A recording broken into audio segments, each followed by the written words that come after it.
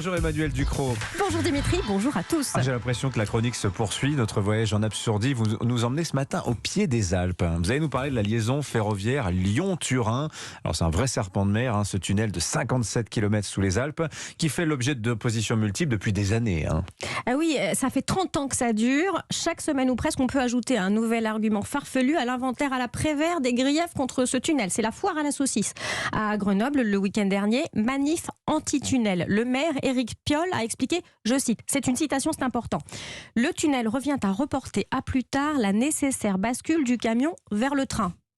Sachant que le tunnel a pour but de mettre sur des trains 1 million de camions par an, d'économiser un tiers du trafic routier, j'ai envie de dire, punaise, ça déraille totalement. Lui aussi, il joue un peu avec les faits, apparemment. Alors, Jean-Luc Mélenchon, lui aussi, il y est allé de sa créativité anti-tunnel. Ah oui, pas plus tard que mardi. Il a donné une interview au site Reporter.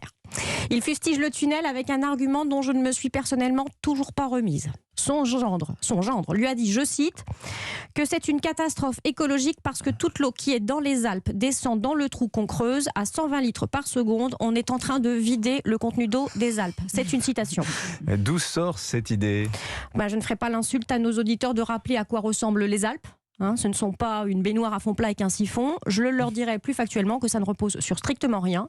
Aucune étude hydrographique, géologique.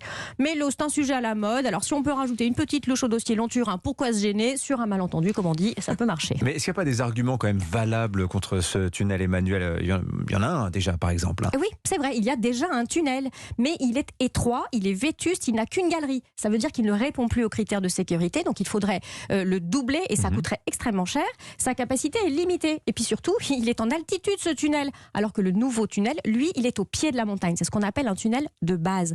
La différence, c'est l'énergie qu'on dépense à tirer des trains dans la pente. C'est colossal, c'est inutile. Et surtout, ça ne permet pas de développer le ferroutage. Et pourtant, c'est le but. Un fait incontestable quand même, Emmanuel, c'est que ce tunnel, il est affreusement cher. Oui, alors ça c'est vrai. On peut discuter du coût. 8,6 milliards d'euros, 1,8 milliard pour la France, 2,4 pour l'Italie. Mais tout est financé notamment par des fonds européens. Le maire de Lyon, David Doucet, qualifie le tunnel de grand projet inutile et de gaspillage de ressources. C'est Grégory, je crois, pardonnez-moi. Grégory Doucet. Oui, pardon, Grégory Doucet. Notre confrère David Doucet. Peut-être David Douillet, je sais pas. Grégory Doucet, pardon.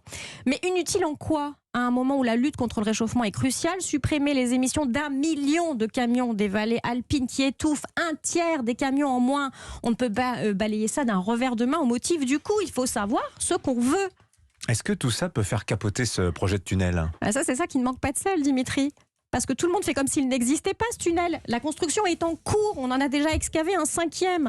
Il doit être terminé en 2030. C'est un combat totalement fantoche. Mais enfin, on peine à comprendre pourquoi il y a tant d'opposition contre ce tunnel Lyon-Turin. C'est d'autant plus difficile à comprendre qu'il répond à un vrai besoin de décarbonation de la route. Et qu'au mi-temps des années 2000, les Verts défendaient le projet. Ils déploraient même le manque d'informations le concernant. C'est piquant tout de même.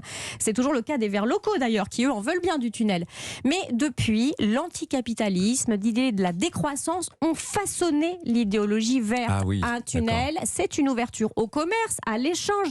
Il faut tout faire pour le décourager, quitte à se priver des bénéfices environnementaux et à oublier le mantra, le climat, le climat, le climat. Il faut ne lui trouver aucune vertu, au besoin lui inventer des défauts. Ça s'appelle se moquer du monde. Ah oui, parce que moi, il me semblait que les Verts étaient pour le ferroutage, Géraldine Vosner, mais peut-être que je me trompe, non ? Non, tout à fait, pour le ferroutage, mais contre, et comme le dit Emmanuel, les échanges. Le but, c'est la décroissance. Oui. C'est qu'il n'y ait plus de camions.